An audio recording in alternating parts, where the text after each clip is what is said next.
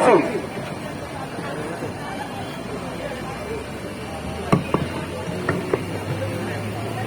আলহামদুলিল্লাহ, আপনারা জানেন যে আমরা আজকে এখানে কেন উপস্থিত হয়েছি।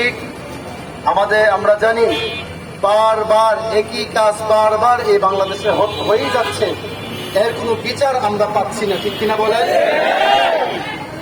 একবার আলিফ হত্যা, এবার আশামণি ধর্ষণ, আবার মাদ্রাসা ছাত্রী শ্রী শান্তর মাধ্যমে ধর্ষণ। ইসকন একের পর এক অন্যায় করেই যাচ্ছে, কিন্তু বাংলার মাটিতে তাদের কোনো বিচারই হচ্ছে না।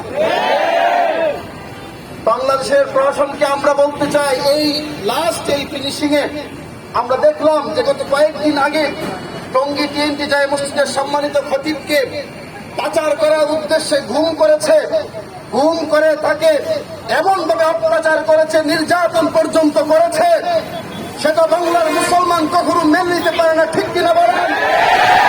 বাংলাদেশের প্রশাসনকে আমরা বলতে চাই, অতি বিলম্বে তাদেরকে গ্রেফতার করতে হবে।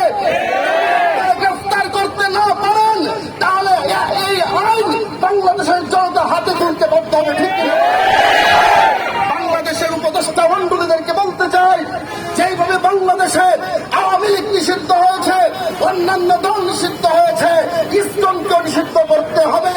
যদি ইসকনকে নিষিদ্ধ করতে আপনারা না পারেন, তাহলে বাংলাদেশের আম জনতা, সাধারণ মানুষ, ছাত্র জনতা, মুসলিম জনতা আবার 24-এ কোনো অভ্যুত্থান সৃষ্টি করে ছাড়বেন।